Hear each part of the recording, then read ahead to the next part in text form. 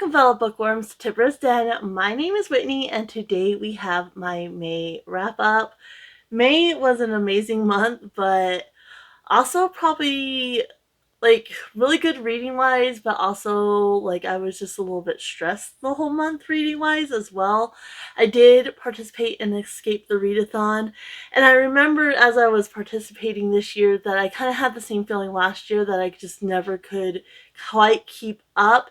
It wasn't as bad last year. It is a really fun readathon, but I think it works better if you're more of a mood reader, which I'm not. I like to have a list, and so it always felt like I was reading a book for a prompt, because basically you had buildings, you would unlock the building and you would play a game. And the whole point is to earn tickets and escape this haunted carnival. And yeah, it felt like I was reading for a building, and then we would unlock the building and I wasn't finished with my book, so it's like, okay, see if I could use it for one of the game prompts. But then we would, finish the game and we would go for another building, and then so I was like, okay, I need to switch over to the book for that building, and it just really didn't work for me this year. It is a really fun readathon. Lexi and all the hosts put in so much work. You had Lexi, you had hosts for each of the 4 teams. Each team had 2 hosts, and then you also had game masters. Really fun. They all put in a lot of work. It's a great readathon. I just don't know that it's for me necessarily, so I don't think I'm going to participate if it does come back around next year. Like I said, I was just stressed the whole month. I did read a lot. I ended up getting 19 books read. I originally had 12 prompts, 2 rollovers, and then I ended up with 10 extra books on my TBR. And yeah, so really great month. I read, like I said, 19 books. 3 books I partially read. I ended up DNFing them for various reasons. And then there's only 2 books that I didn't get to at all. I did complete my game though, which does mean I do earn a reward. I actually used a reward last month, so I'll just take that one. But all my game prompts I did fulfill, so that was fantastic. I'm really happy with that. And I ended up with 12 5-star books. 12 5 stars, 5 4 stars, and then I think 1 each of a 3 and a 2-star. So reading wise, I was reading these really amazing books that I was really enjoying. So yeah, I guess let's go ahead and get into it. So on average, my page count was, over the month, I averaged about 192 pages per day, a little over that. And then I also listened to a couple audiobooks, so it was averaged out to about 40 minutes per day on the audiobooks. So, and I will leave Lexi's channel linked down below, in case you want to go check out their channel. And yeah, she has a game that also you kind of escape. She escapes from different rooms and such. Her game is really fun as well, so definitely go check out their channel if you're not familiar with Lexi. And then anybody else, because I participate in other things, so anybody else will also be linked down below. But my stats, I read 5,977 pages. Physically, I read 16 books. I had 1 digital book and 2 audiobooks. My hours were 20 hours and 47 minutes for the audiobooks. Fiction, I only read fiction this month. I did not read any nonfiction. I did have 1 reread. My top moods were adventurous, emotional, and dark. Genres, again, these kind of overlap. So I had 11 fantasy, 6 historical, 5 young adult, 5 romance, 2 middle grade, 2 children's, 2 classics, 2 LGBTQ+, 2 science fiction, 2 horror, 1 thriller, 1 graphic novel, and 1 contemporary. And so yeah, we'll go ahead and get into the star rating. As always, I start from the bottom and work my way up to my favorite read of the month. And then I also have a top 3, which is more about impact versus enjoyment.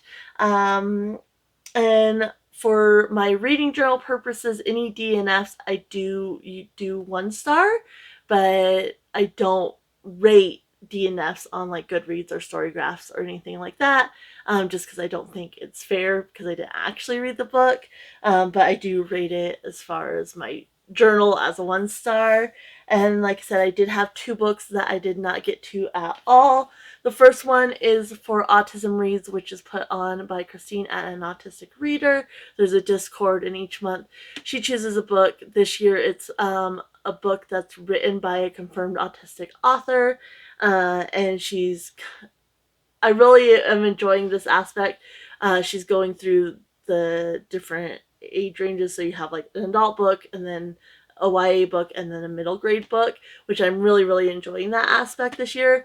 Unfortunately, I just did not have time to get to this one. I am rolling it over though. I am reading it in June for sure, and that's A Sisterhood of Secret Ambitions by Sheena Bookweg.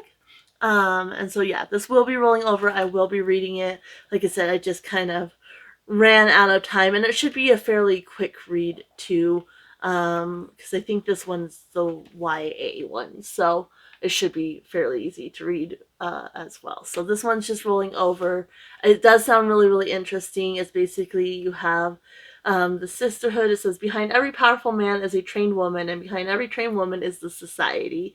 So they're basically training them to catch powerful husbands, essentially. And it just seems like a lot of fun. The other one I didn't get to is my rollover from, I think I've been rolling this one over since November.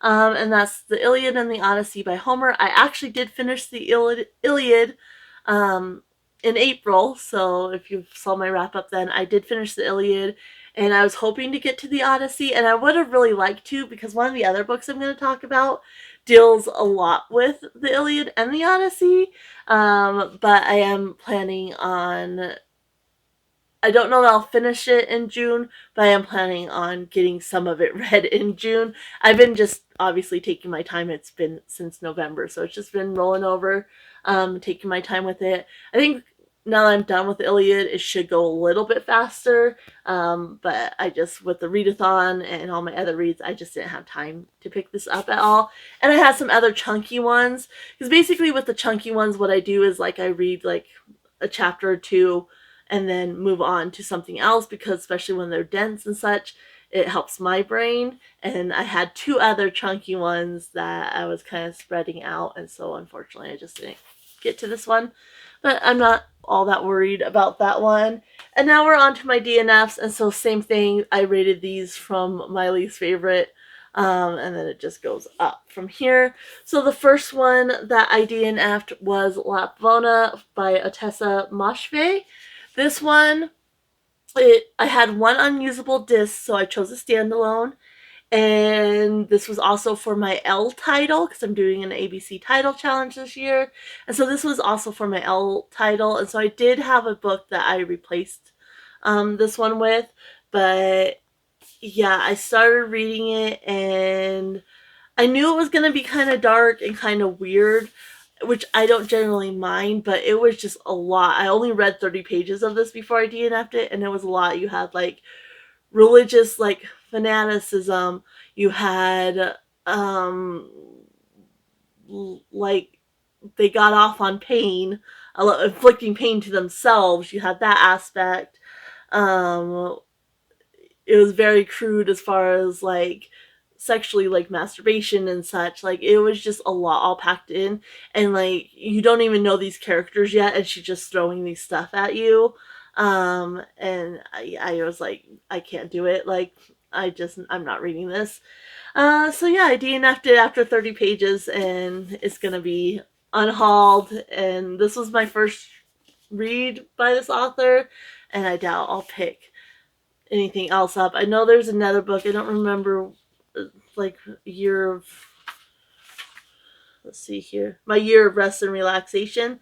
That's a little bit more popular, but based on this, I just don't think this author's gonna be for me. So that was my first DNF.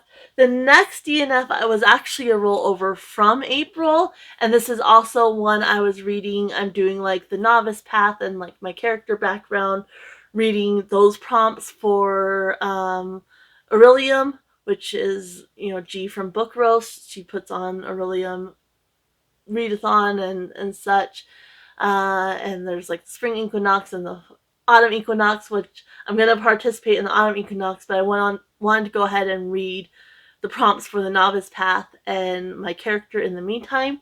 So this was for that because I needed mine as a character as an earthling, and so I needed an elemental word, and this one had fires. And it was also one I picked for, it's a bookworm through the ages challenge. I think I got 2016, and this one was printed in 2017, so I do by decade. And yeah, just again, not a book that's for me. It was fine, like it wasn't horrible, but I just did not feel any connection to these characters. The writing style just didn't quite do it for me. I made this one about 80 pages and I read it on a couple different days, and I was just like, I was struggling to get through a page. And so I was like, you know what, I'm not here to struggle through get through one page, and so I ended up DNFing that one as well. This prompt will go back into the honey jar. It always does regardless, so there's that one. So I did also replace that one though because I needed another book that had an element in the title for my earthling prompts. So the last one I DNF'd was Wilkie Collins' The Moonstone. This was for Allison at Allison on a Book Break, her Stop and Start buddy read. So I had it tabbed out in the different sections. I'm not really big on like Victorian detective novels or like cozy type mysteries or anything like this. I did enjoy the humor. So you have a bunch of different viewpoints, and the first good chunk, like well over 100 pages, was told from the viewpoint of a character named Better Edge, which is like the head of household, runs the household. Basically, he's a servant, but he runs the household. Um, and so I enjoyed the humor, and I really liked his character, so I managed to make it through that one. And then we went on to the next section and the first narrative. I didn't really like that character, and again, I was just struggling to get through the book. Like, it over an hour to read 10 pages, which is just ridiculous. And so yeah, I managed to finish Better Edge. I did those first two stops, but then I was just like, no, I'm done. I'm still watching the video. She hasn't put the last video out at the time I'm filming this, because it's also taking her some time to read this as well. And yeah, I just decided to DNF it. I'm interested enough to kind of know what happened, and I'm still watching those videos, but it just wasn't for me. I knew this wasn't my type of book, but with the humor and such, I thought, well, you know what, like I can definitely read this.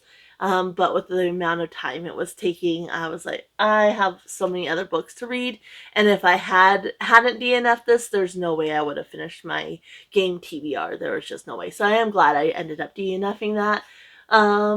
But yeah, that was Allison's Stop and Start buddy read pick. And just not my type of book. So next, like I said, we only had one 2-star. And this one was actually for my genre-thon pick, which was, I was doing it based on May the 4th Be With You. And so it was to read like a space opera book.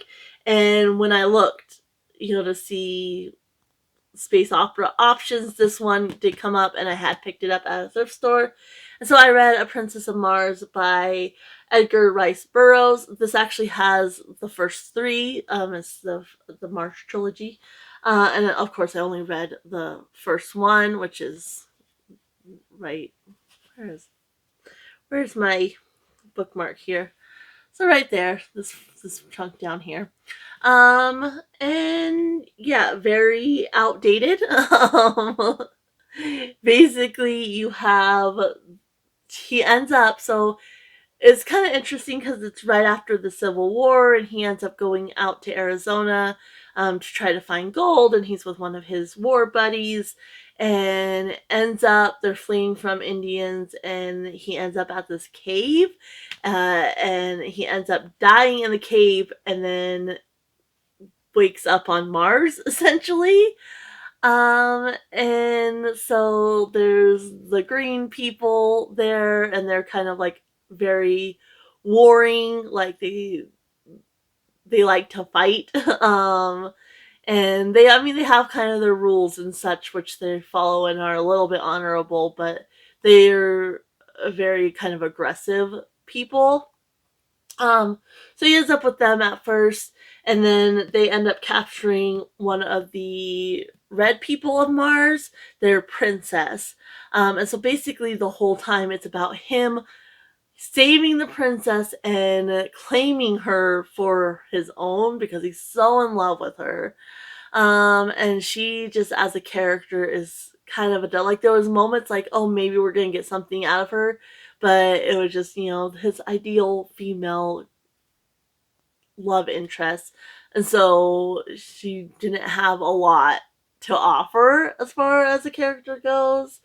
Which is a shame because, like, especially in the picture, she looks like she's kind of badass and fighting these guys, but it was just that repetitively, and I just not my thing. There is like a hound-like creature that I really enjoyed that became kind of his friend. I did enjoy that, but that's about it. I did not enjoy the rest of it. And so yeah, it's basically that, and then there's like this big kind of thing that happens at the end, and it just seemed like it did that for just dramatic effect. It didn't really make sense. It's like, I can't say without giving it away, but it just didn't make sense to me. It's like you have this important thing, and you think the planet's inhabitants would have thought it through a little bit better. And so yeah, I'm gonna be definitely unhauling this. I'm not continuing on with the trilogy because I didn't like it. So that one's going to be unhauled as well. And then we had, let's see here, my 3-star read. I only had one of those as well. So this was for Kim at Expedition Through Pages, her Tales from Two Trails game. It's a battle between Team A and Team B. I'm on Team B, and one of the prompts each team has 3 prompts, and one of the prompts was a second chance author.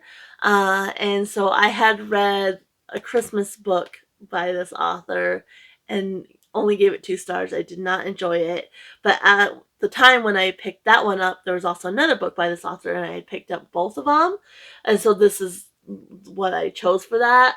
Especially because it's nice and short, and since it was an extra book. And so that's The Banana Split Affair by Cynthia Blair. This is book 1 in the series. It's like the Pratt twins series. And the Christmas one I read is obviously later in the series, but it was a Christmas one.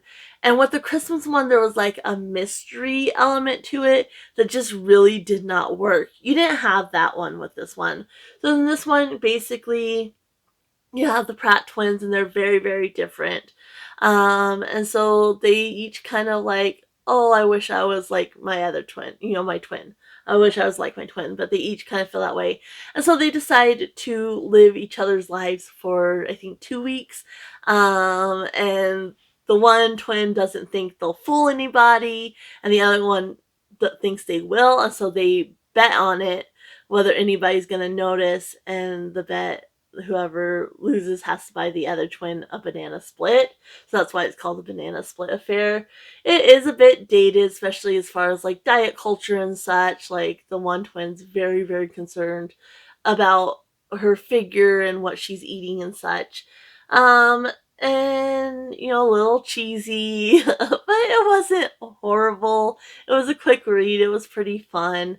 They have the different love interests and such, and like the one twin is trying to act like her other twin too, like how her other twin would act, to really get the effect of what it's like to be her, and not just, try to fool people, but really live in her shoes, step into her shoes. And so she's trying to be her other twin, and her love interest is like, you're just acting weird, like, I no. And so yeah, it's cute, but nothing amazing or anything like that. Just a cute, fun little read. And then let's see here, it keeps flipping to April, which we've already done. So now we have 5 4 stars, And the first one is going to be Every Heart a Doorway by Shannon McGuire. This one I actually picked up for Buzzword, which was Every in May. Every in the title, and again, nice and short. And this is a series I've been wanting to try for a while. And I did give it 4 stars. Obviously, it's kind of bottom of the barrel as far as 4 stars because I didn't fully love it. I did find it interesting and enjoyable. And part of that might be because it's a novella. And novellas are hard because if they're not done well, you don't get like the depth that I'm always looking for. And so that's kind of what dropped it down. I just didn't have that depth that I was looking for. And so basically, this is the series. You have the characters where they've gone to a different world and they come back to the real world and they're just kind of struggling. And so, like, think Alice in Wonderland. She went to Wonderland and then when she came back, kind of what happened to her. So these characters have all gone to a different world. But there's also a little bit of a mystery to it because people are starting to die. This follows, I think, what's her name? Nancy. That's what I thought, but then I second guessed myself.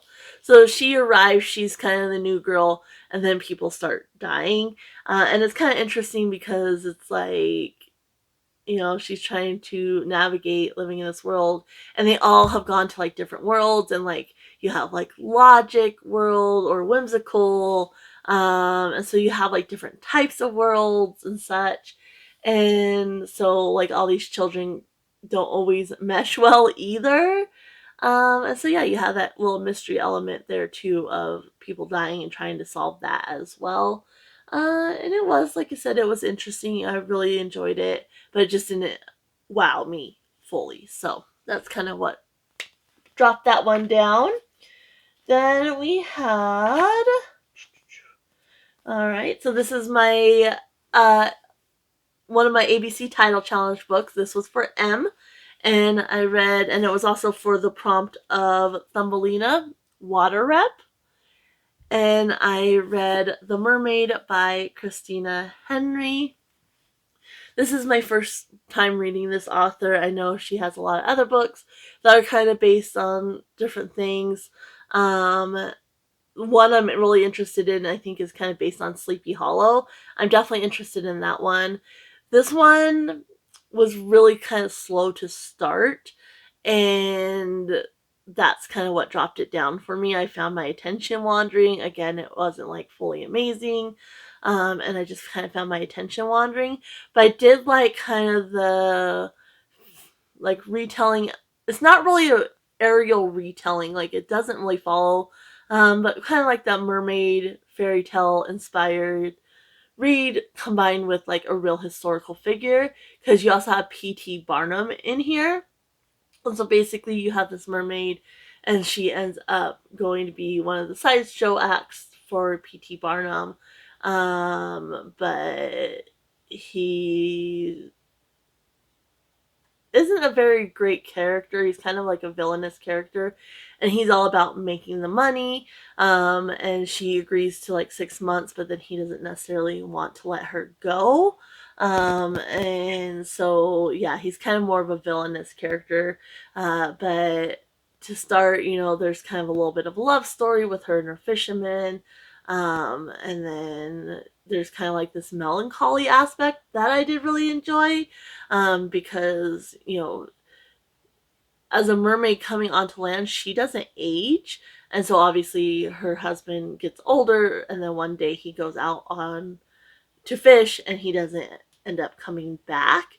So there's kind of a little that like love lost, like little melancholy feel, and the villagers kind of know what she is, and they kind of, after her husband dies, they're very protective of her. And then there's also, what is his name? Like Barnum's lawyer kind of partner. And there's a little bit of a love interest there as well.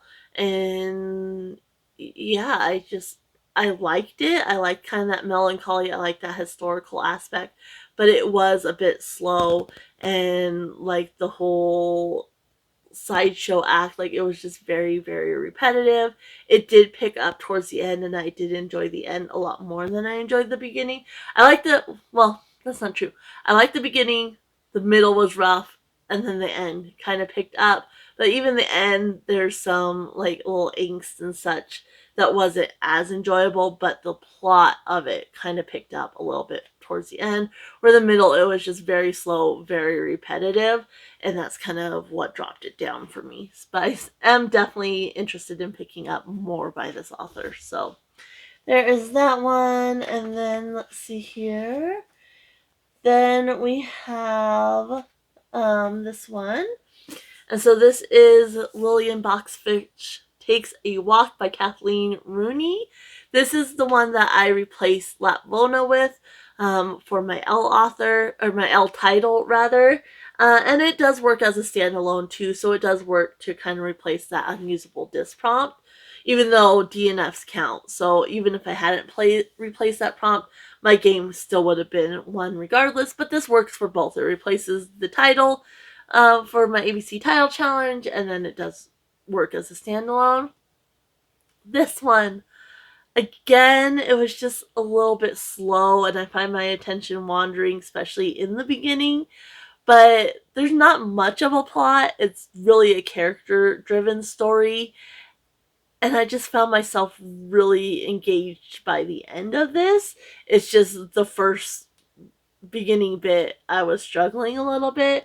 So basically you have Lillian, and she's 85 or 84 as she likes to tell people, because it makes it better to be born in the 1900s instead of the 1800s, because she was born in 1899. It's just that little bit.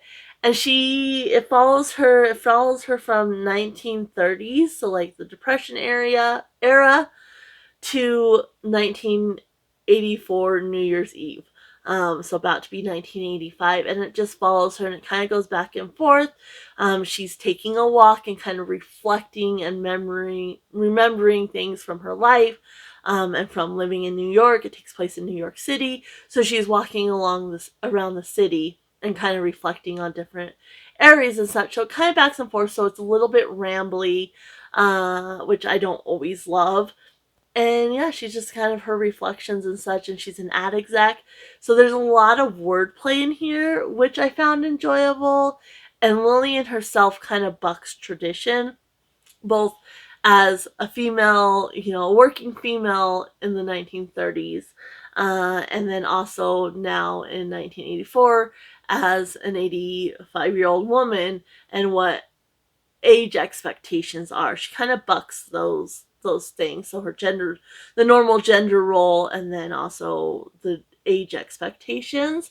And yeah, I just really, really liked it. It does have like suicidal thoughts and an attempt in here, so keep that in mind if that's going to be a trigger warning for you.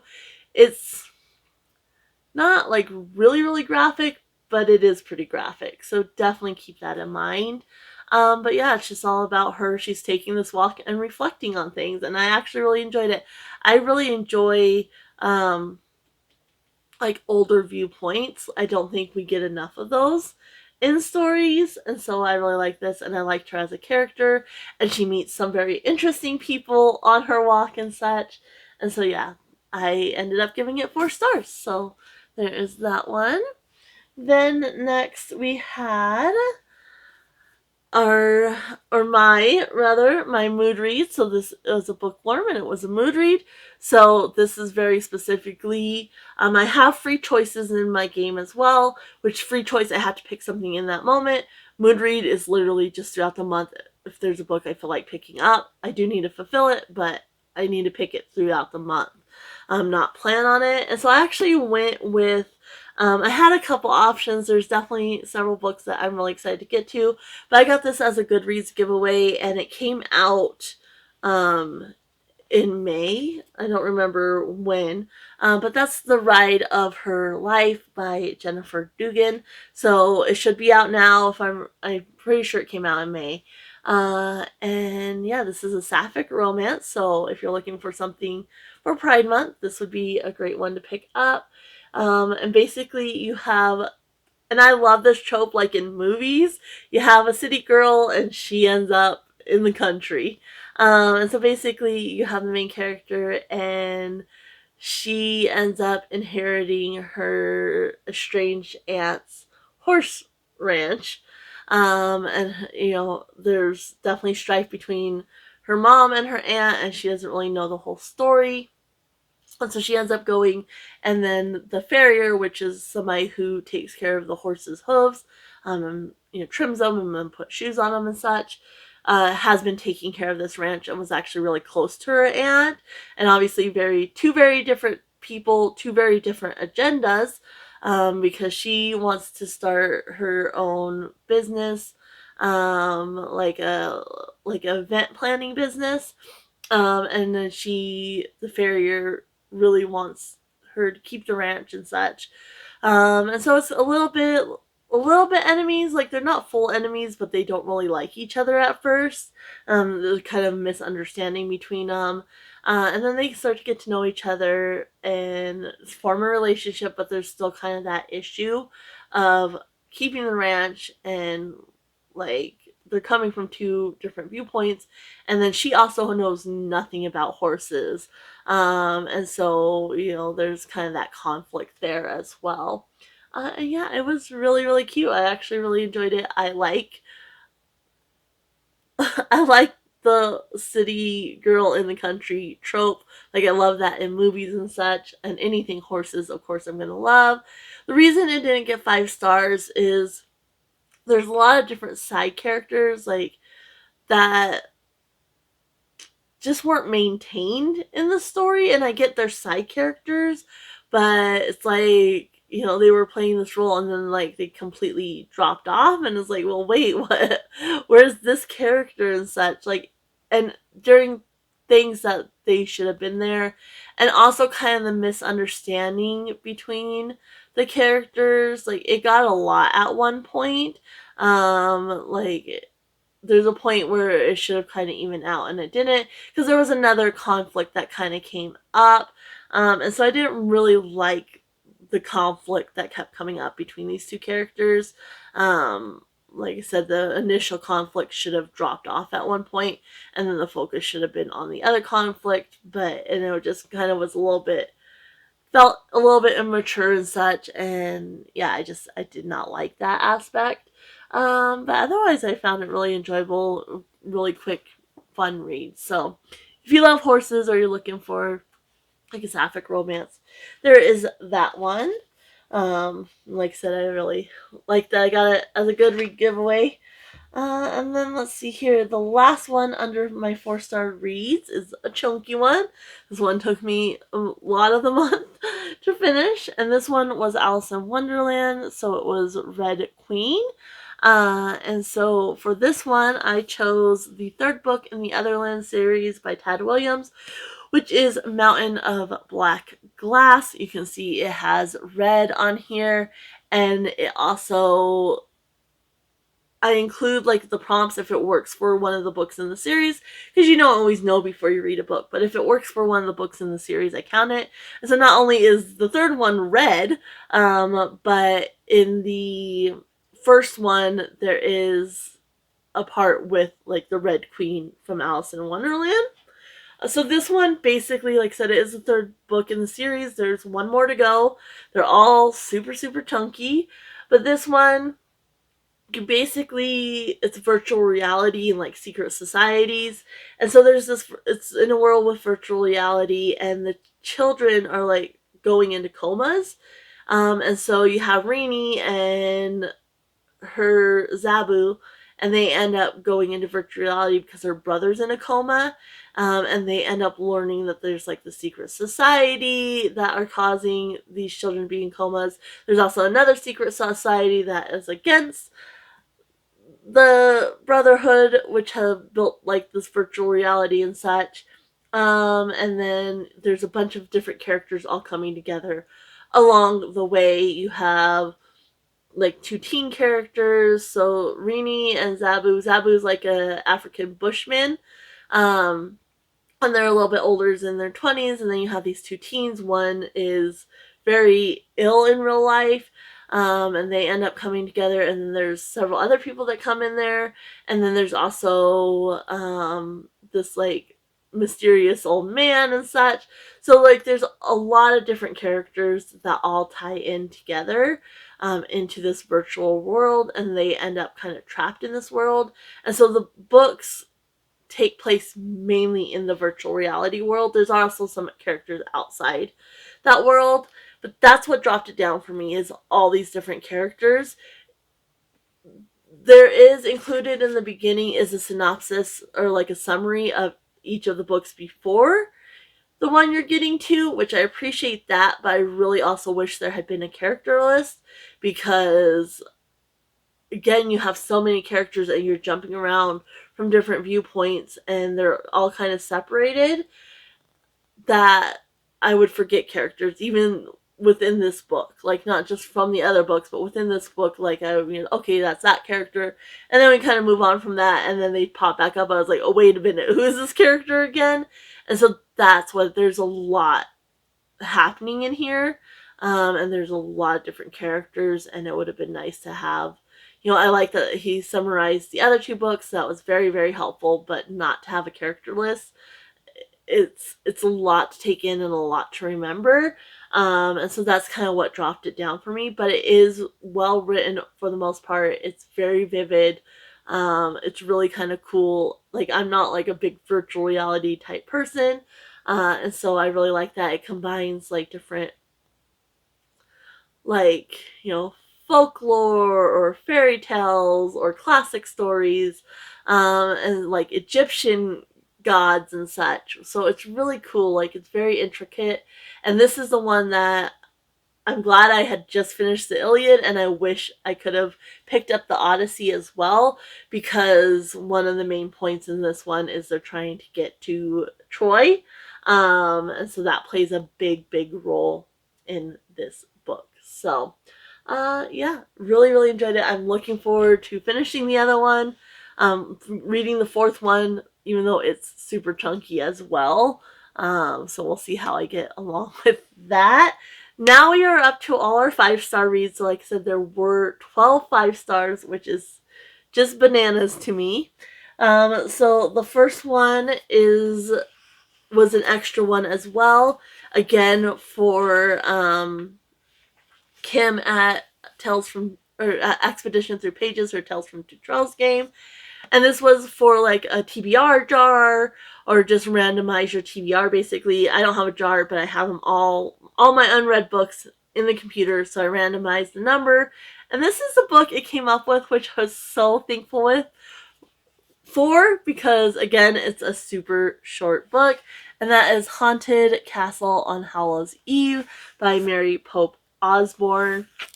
So this is a Magic Tree House book. It's part of a series. I don't know which number this one is in the book, or in the series, and I think this is also like kind of like a spin-off from the main series. And so yeah, I ended up, it's the second in a special group of Magic Tree House books called the Merlin Missions. So this is the first time I've read a Magic Tree House book. I found this at a thrift store. Obviously it doesn't have any dust jacket or anything like that. I am probably going to unhaul this one, as much as I enjoyed it. I just don't see myself like diving into this series, and it was a cute read. But I can pass it on to somebody else, like some kid could read it. So I'll probably send it to a little free library or something. And it was cute. I really did enjoy it. Obviously I gave it for 5 stars. Children's books and such, I really try to, I know I'm not the targeted demographic, so I really just try to focus on who is the demographic. I actually really enjoyed this. I thought it was like a fully fleshed out story, which again, children's stories are really short, so you don't always get that. But I really enjoyed this. So basically you have the 2 characters. I don't remember their names. I'm horrible with names in real life, and especially with reading as many books. So Annie and Jack. And so they have this magic tree house, and so basically they get a summon from Merlin, and there's this town that is out of sorts, basically. And so they have to go and figure it out, and there's another character that kind of joins them. And so yeah, they go into this castle, and there's like a little, there's townspeople, and there's only one person that has come back from the castle, and so she gives them these clues, and so they have to kind of try to figure that out. And then they kind of solve that, and they have to fix the issue essentially. And there's like this raven king and such, so there's ravens that are involved. And you know, Merlin doesn't play a big part. He just summons them and kind of gives them their mission, and then they're off to Camelot into this castle to kind of fix the issue. But it was really cute. I liked kind of the mystery of it, and the ravens and such. I thought it was really enjoyable. Obviously, I gave it 5 stars, and so yeah, there's that one. And then next we have another one, and this one was Bookworm, and so it was spring themed, which the fact I have all the different seasons in there. The fact that we pulled spring during spring was just perfect. And so for this one, I chose A Treasury of Bunny Stories by Beatrix Potter. Another one I found at a thrift store, and it is just so cute. So it's very colorful, very spring, and it just has a bunch of different, like Peter Rabbit, then about his cousin, which I don't really remember his cousin. But yeah, just a bunch of different books. So you have the Tale of Peter Rabbit, then his cousin, the Tale of Benjamin Bunny, the Tale of Flopsy Bunnies, which are the little babies, the Tale of Mr. Todd, the Story of a Fierce Bad Rabbit, and then Appley Dapply Nursery Rhyme. And so each one is kind of separated by the colors, and there's just beautiful illustrations in here. But the stories, are very, very simple. And so yeah, it's just not going to be higher up than some of my other reads. Definitely keeping this one though. I love having it. My channel's based on rabbits because I'm in the Chinese astrological signs. I'm a rabbit, and so my channel's name is a rabbit spelled backwards in case you didn't know. And so yeah, this is absolutely adorable. I love having it. Super easy to read, obviously super short with lots of pictures. So yeah, this was fun, and I really enjoyed it. If you have a little one, that would be great to pick up. Then next we had, this was for Goldilocks, and it was Not Yours, Borrowed Book. So I went with one of my husband's books, and I read Coraline by Neil Gaiman. This is my first time reading Coraline, and I just don't know what took me so long. So this is really, really cute, and there's some illustrations in this one too that I really enjoyed. And so basically you have Coraline, and she's living with her parents, and there's a door, and so she ends up going through this door, and there's these other parents that kind of let her, like, spoil her a little bit, but they really want her to stay. And she wants to go back, and so that's kind of the premise of it. And then she meets some others along the way, and yeah, it was really actually cute. I love the creepy horror vibes of it. Really, really enjoyed that aspect, so I'm glad I was finally able to read this. So there's that one. Next, we had for my character, and that we got Christopher Robin for this round, and Christopher Robin is to either read a coming of age story or a middle grade book. And so I went with Harry Potter and the Order of the Phoenix by J.K. Rowling. And yeah, this is the 5th book in the Harry Potter series. And I do think, there's kind of a before and after. And from the 4th book on, I really think the series gets really good. Out of those 4, but like you have 4, 5, 6, and 7. So out of those 4 books, this is probably my least favorite of the 4. But as part of the series as a whole, I really do enjoy this. I just really don't like Sirius. Or yeah, I don't. So yeah, the whole angst and such kind of gets to me. And obviously you also have Dolores, if you know, you know, Umbridge, and she's just a horrible character, but she fits. Like, she really fits the story and just kind of the intricacy of the plots and such from here on out. Like, I really enjoy, like, I enjoyed rereading the first 3 books. The third one's obviously my least favorite for reasons which I already mentioned. But yeah, I think it just really picks up, and I like the plot and everything. So I know most people are familiar with Harry Potter, but if you're not, he's a boy wizard. There was a dark wizard who ended up trying to kill him as a baby, and he ended up surviving, kills his parents, and so he goes lives with muggles, which are non-magical people, and then he gets his letter for Hogwarts, and so each book is following the different year at Hogwarts, and kind of events and such. So really, really enjoyable.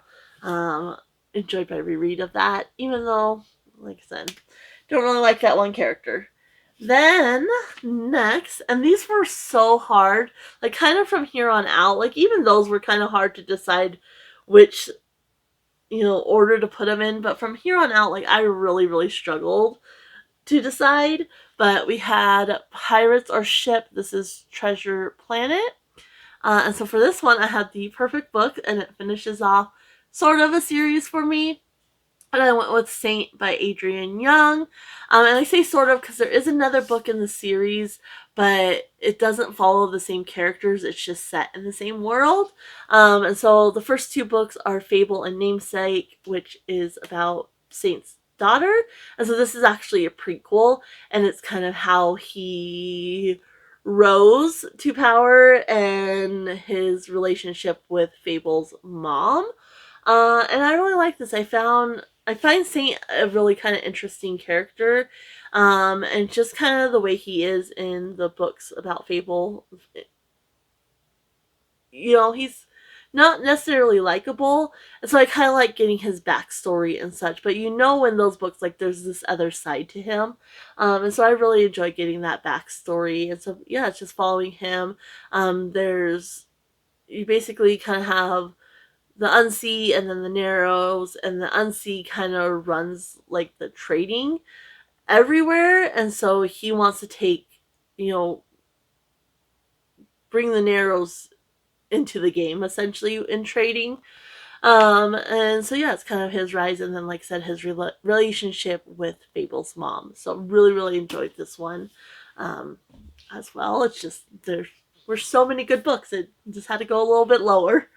Then we had, which this one was one that I didn't get to in, April? And so I put it back, and then I ended up, April or not April, March, I think. Anyway, one of those months, and I ended up putting it back and then immediately pulling again. And so that was Dumbo, which was conservation or zoology. And I did get this one read this time, and so I ended up going with The Moth Keeper by Kay O'Neill. This is a graphic novel with beautiful pictures, and I really, really enjoyed this one. I'm not a graphic novel reader. I've read a couple of mangas. This is probably my first graphic novel, though. And I enjoyed it. I really liked that conservation element. So basically, you have Anya, I want to say is her name. Yeah. And she is becoming a moth keeper. So she's learning about that and such. And the moths keep this plant alive, which basically keeps their village alive. So it's kind of this symbiotic relationship between everything. And I really, really enjoyed it. The only thing that kind of dropped it down lower for me is the little, like, there's a lot of pictures. Like, you have, the little blurbs or whatever, like the little sayings, and there's a lot of pictures that don't have that, and I really struggle with interpreting what's happening without the words. And so, like, the pictures are very, very much, which I know that's the case in graphic novels and mangas and such, but not having the words that go along, like this one, just one little Anya, like nothing else, and not having those words go along with it, like, I struggle to interpret what was happening at points. But I still absolutely loved it. Like I said, I loved kind of that ecological, you know, component to it, even though it is also a fantasy. And the artwork is absolutely beautiful. So there is that one. Then we had, this one had 2 prompts because we landed on a black square, which if you land on a black square, you have to pull 2 prompts. But if you can find a book that fulfills both prompts, you can just choose one book. And I was definitely able to, because first up we got Town Outcast, which is the Hunchback of Notre Dame. So it was Town Outcast first. And then we also got Puss in Boots, which was a cat pick. So obviously that made it really easy to combine. And this one will go back into the honey jar. All my cat picks and dog picks always go back in. But yeah, it made it really easy to combine because I just need to choose 3 books for the cat to pick from. And Adeline ended up going with The Bookwoman of Troublesome Creek by Kim Michelle Richardson. I really, really enjoyed this one. Like, so interesting. So it's based on the Blue people of Kentucky, and then also the pack horse, what is it called? The Kentucky Pack Horse Library Service of the 1930s. So, yeah, it's inspired by the true blue skin people of Kentucky and the brave and dedicated Kentucky Pack Horse Library Service of the 1930s. So, I like those historical components, neither one of which I was really familiar with at all. And so I like that. And so she's definitely a town outcast because her skin is blue, and she's like the last. It's fiction, so but it's inspired by those components. So she's like the last blue skin person. Her dad's trying to marry her off. But she wants to do this library service, and so and it's kind of dangerous. But she's basically put in with the blacks of the town, and so she's not allowed to go, to places where the blacks aren't allowed. Like, she's not allowed either. But she also doesn't have that community either because she's not black. She's technically white, which is with blue skin because she has a condition. And yeah, I really like that. The characters were really good. There is some abuse and such, so again, trigger warning for that. But yeah, it's just really, really interesting, and the people she meets along the way, like especially like the children and such, are so excited for these books. It was a little hard to read as well because it's also not only Depression era, but you also have like very remote, very poor people. And so the children are starving. And it does get very kind of detailed into that. And that was hard to read. It's great, books, obviously, as book lovers and readers, like, we understand what books can bring to people, but it's like, it would have been better if the government sent food to these people, Like, here's a book and here's a parcel of food. Like, that would have been better, because these are starving, and it definitely got very emotional and very heavy at points, with abuse, with the starvation, and just these poor people in the back roads, the back country and such. But very, very, very good. Like, I would definitely recommend this book for sure. So then next, this one I ended up using a reward for because I got Owl, which was My Relatives, a memoir. And so this one will go back into the honey jar as well. But I didn't feel like reading that, and the square we landed on was mystery, thriller, or horror. And so I used my reward token, which this will stay out because, like I said, I did earn it back. And so for this one, I wanted to go the horror route, and so I ended up going with Vampires of El Norte by Isabel Canas. And I love this one so much. Like, it was so good. Again, really struggled with where to place these ones. But this one, you basically, there's a lot of like Spanish lore and myths and such in here. And so it's 1840s Mexico, and you have the Yankees, and they're kind of trying to take over. So it's basically the face-off between the Texas-Mexico border. And so there's that Western element. There's a romance, which was really enjoyable. It was kind of like first love, and then a little bit of second chance, but not really, because they didn't really have a relationship in the beginning. But basically, you have Nina, and she gets attacked by these vampires, and so her love interest ends up running off because he thinks she's dead. So he gets her back to the ranch, and there's also a class difference between them. So they're not really allowed to be together either. So he gets her back to the ranch and then runs off. They're only 13 at that point. And then years later, when the war is happening, he ends up coming back because his cousin and his uncle are still on this land. And so they ask him to come back to help fight in this war. And then he learns that, hey, she's still alive, but she's angry because he left her. So they didn't really have a relationship. Like, it was just kind of starting because they were children. And so it's sort of a second chance, but it was just so good. So you have that romantic element, you have that Western historical element, and then you have like this horror element as well. And so there's also like these men like kind of are basically dead, and then there's also a healer element there as well. Like, but folk healing. So it was just all those components together were so good. And so she ends up going with the men as a healer for the war. And then they're learning that there's other things out there. And that was kind of interesting as well, because it's like they refer to these Yankees as white men, or as vampires as well. Like, they're trying to leech the land.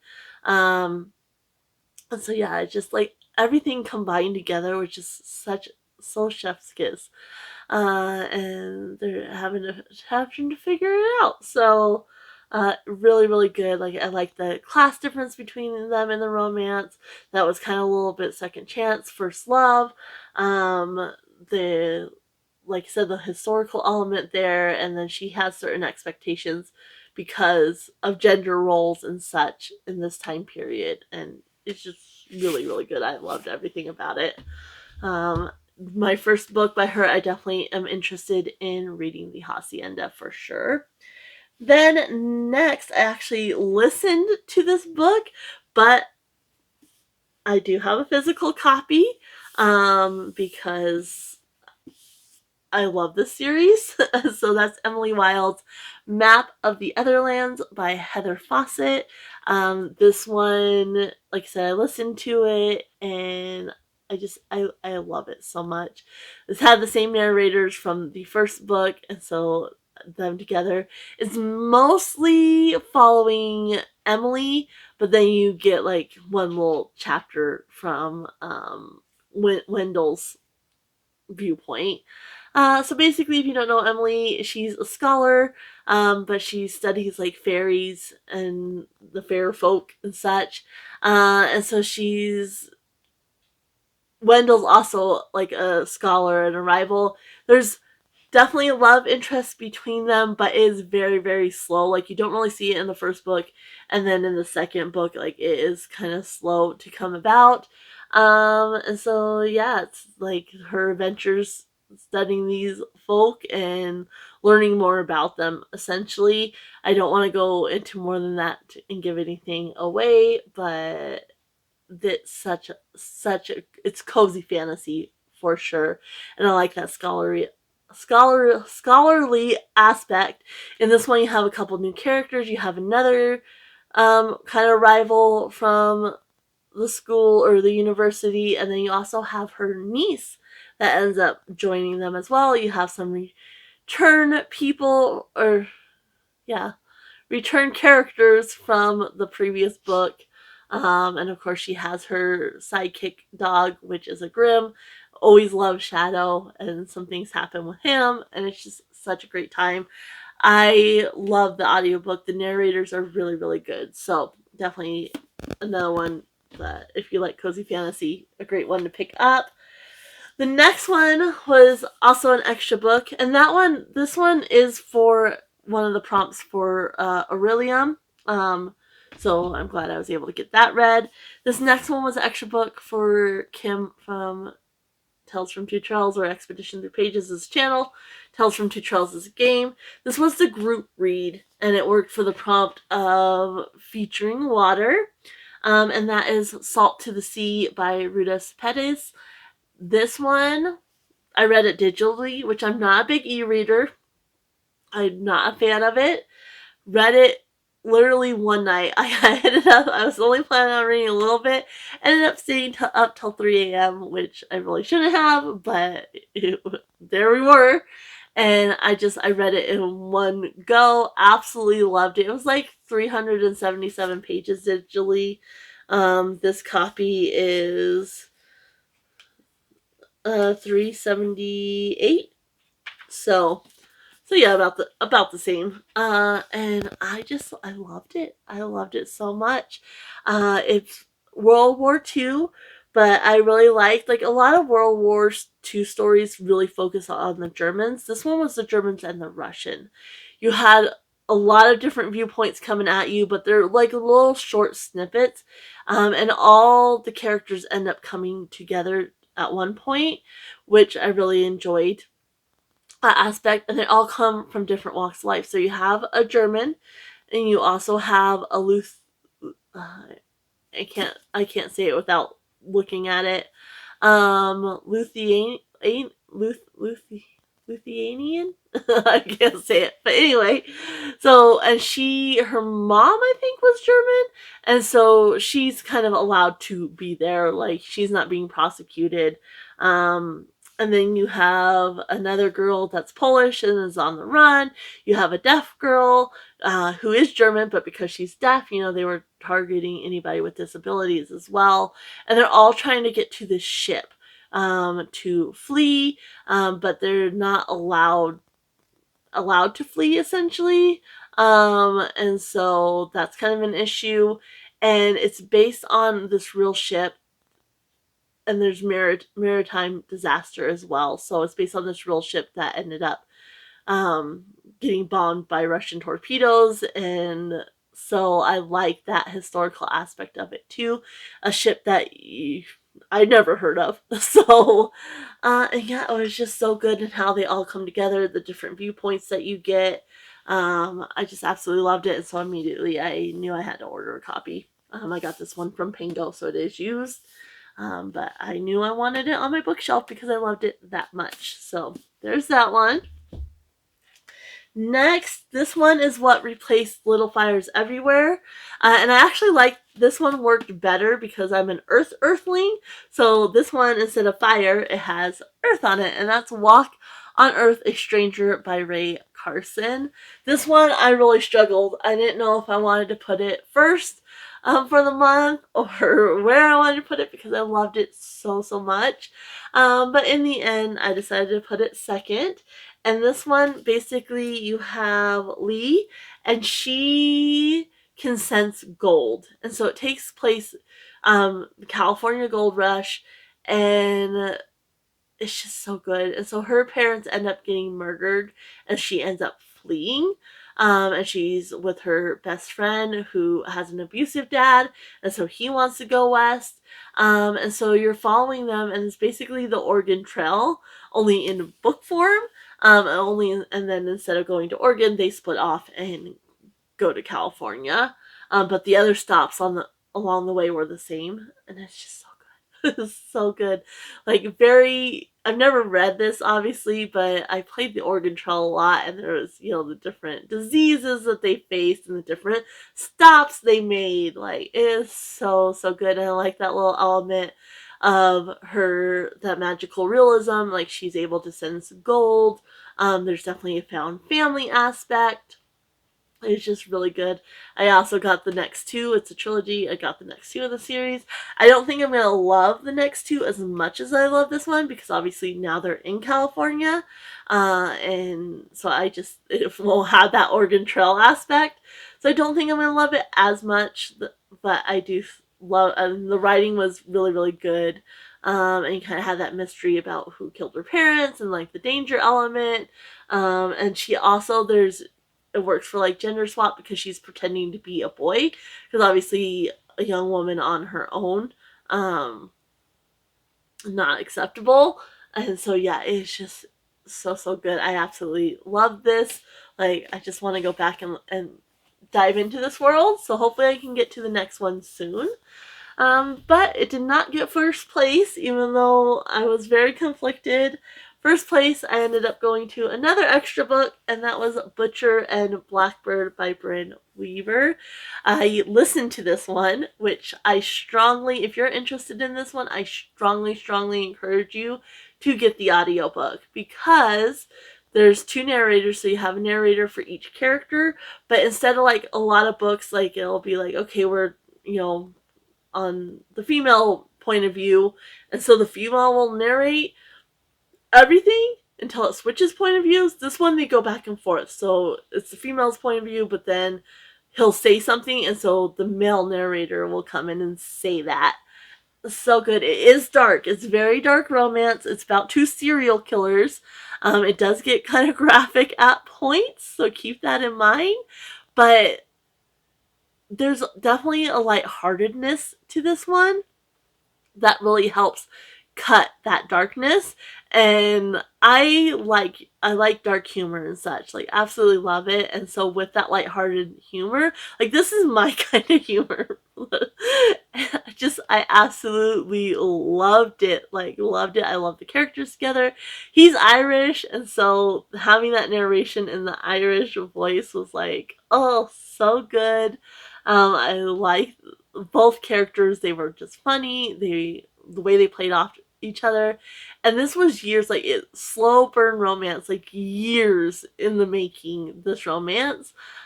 I loved it so much. The second one comes out like June 4th, I think. And so you better bet I'm getting the audio and I'm going to get a physical copy as well because absolutely amazing. Like, I love this. If you like dark humor, like I think you would really enjoy this, but keep in mind it is serial killers and it does get graphic. There are trigger warnings. It tells you all about the trigger warnings. So yeah, keep that in mind. But you have Sloane as the female, and then what's the other? I don't even remember names. I'm horrible with names, like I said, so it doesn't say their names on the back. But anyway, Rowan, that's what it is. Rowan is the male and Irish man, and then Sloane, and also Rowan has two brothers, which I know the second one is about his one brother, and I'm fairly confident based on, I think I already read the synopsis, the third one is about the other brother. So you have these three Irish brothers that the series is following, and it's just so good. So good. I absolutely love this.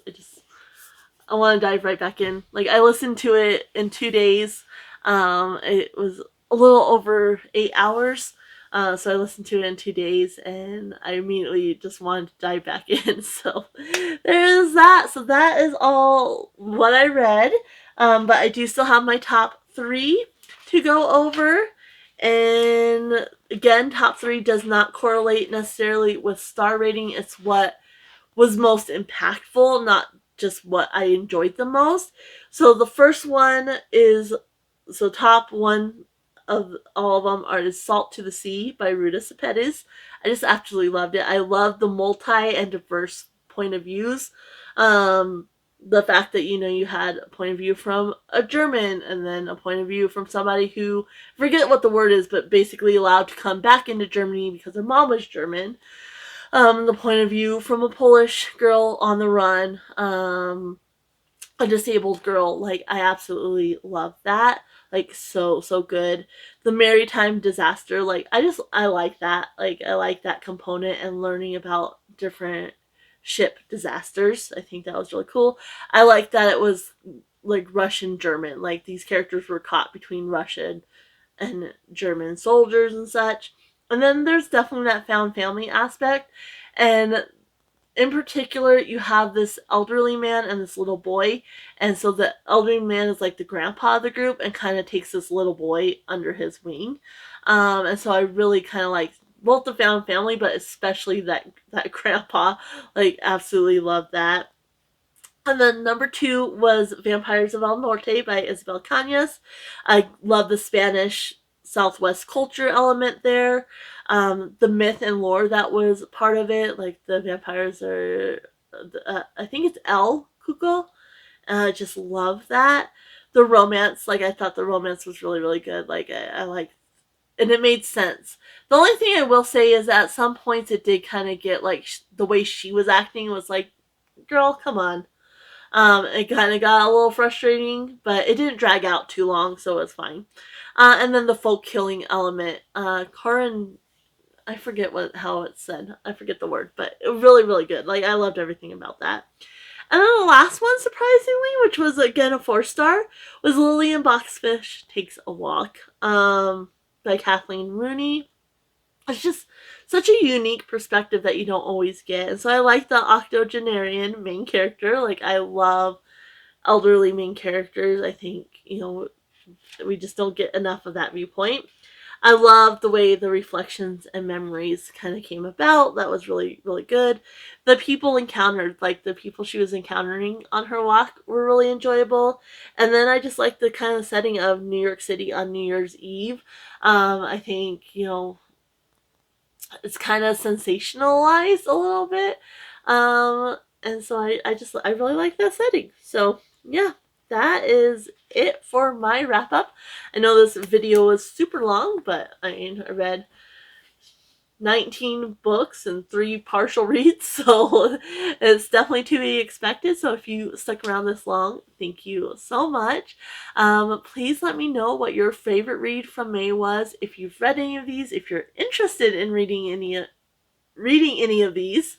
And if you don't know what to say and you just want to help support this channel, because comments do help, or just let me know you were here, you can always leave a rabbit or any animal down in the comments below. And I'm going to go ahead and leave you guys here. Happy reading, everyone. Bye.